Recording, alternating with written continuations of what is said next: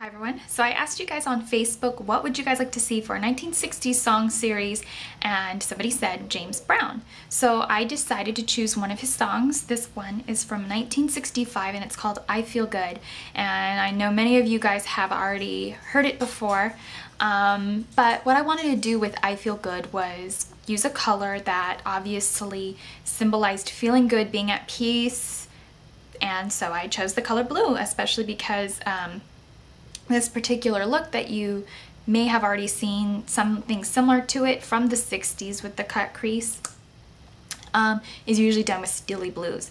So I decided to do something like that, but I decided to turn it up a few notches and modernize it a little bit.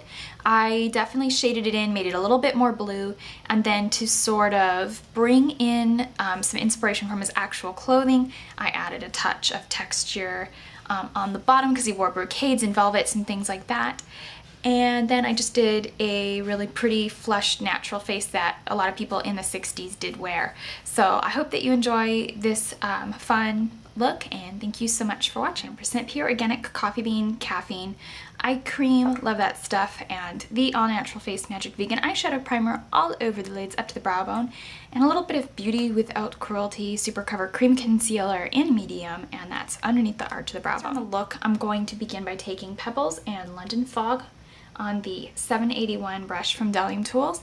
I'm going to dip into London Fog. We're going to start with the darker color first, and then we'll begin by blending them out soon.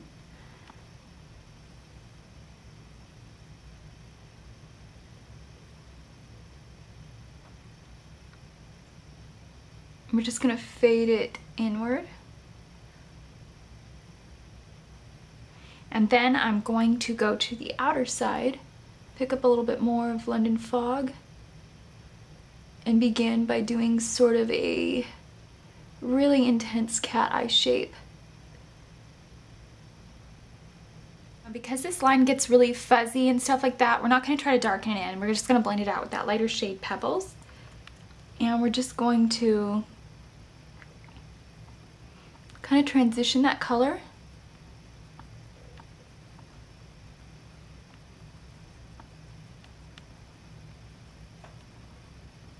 And we're just going to soften up that line. Now if it's easier for you to take a pencil and then just smudge it out, you could do that if you have like a really creamy pencil. I'm just using a pencil brush because I don't want that line to be harsh. I feel once powders break down a little bit throughout the day, you could see pencil lines when you're doing a cut crease, and it's just not my ideal or favorite look.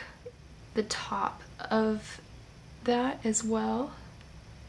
Always keep the color gentle as I move inwards. For the outer corner now, we're just going to darken this up. I'm going to be taking a little bit of London Fog. This look once again takes a little bit of patience, so be sure to keep some time aside to complete this look. You can, of course, always start with the base tone first, and that will always help with blending and moving, but it will dilute that blue, which is what I don't want. So I'm just going to finish up last with the neutrals, and I'm going to be taking a little bit of fresh linen, and I'm just going to pop this under the arch of the brow bone with my e.l.f. blending brush, which I do take this brush a lot, but it's affordable, it works really well. And this over the eyelid as well, so it's got fairly uniform shading. In the arch of the brow, I'm going to take some Velveteen Bunny, and we're just going to place this in the arch of the brow. We're just going to place that right there too. The Anastasia Beverly Hills Brow Duo Pencil in Matte Camille. I'm just going to place this on the waterline and just kind of blend it out with my finger.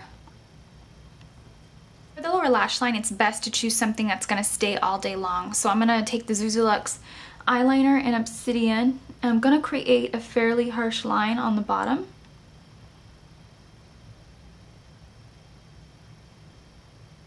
So for the lower lash line, I'm going to go back in with the 781. I'm going to lightly kind of smudge out with a little bit of London Fog. I'm going to try to connect the outer corner so it's kind of joined.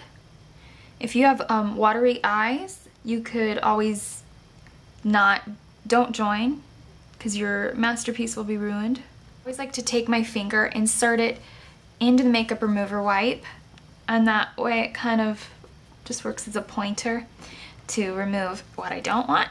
And then I'm going to take a little bit of Midnight, which is kind of a dark navy-ish black. Could also work as a black, especially if you are fair complected and you don't feel comfortable wearing black.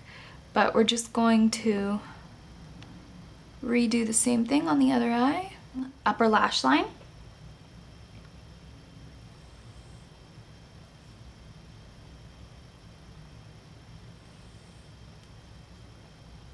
And we're just going to flick that out.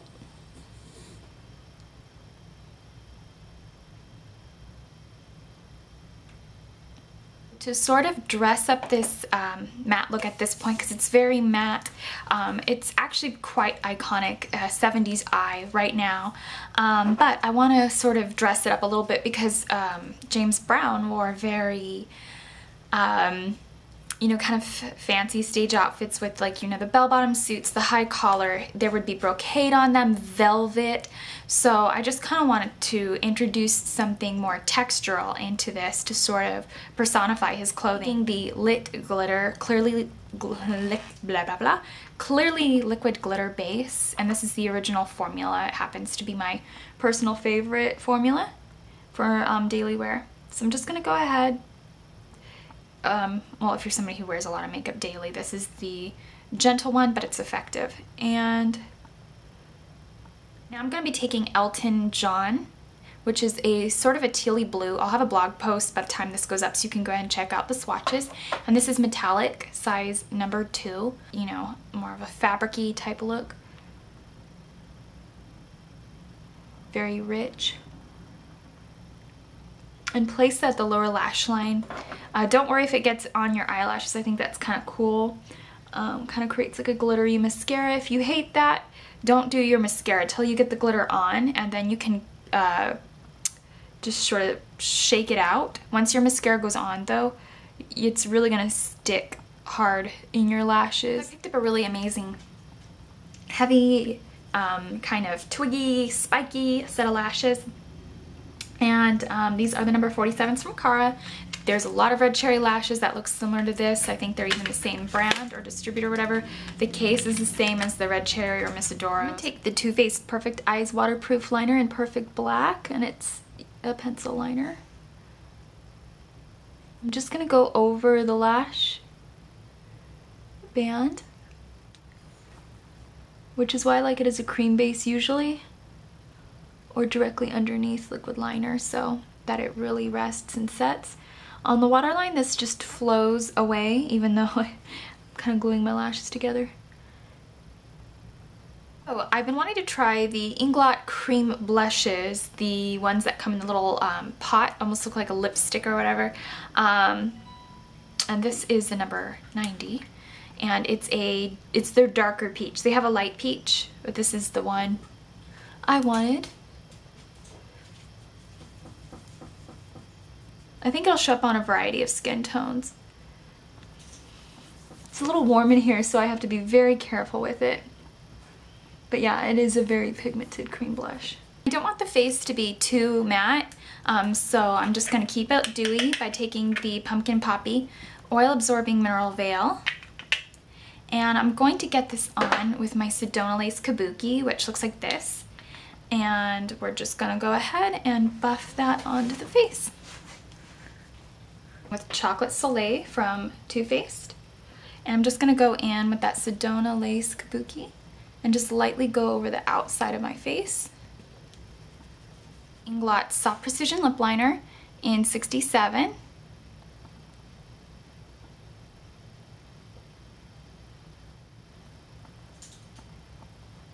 The Alamasca Lipstick in Climax, which has been a favorite of mine for a while. I'm going to select a little bit of Too Faced's Plush, which is a soft peach.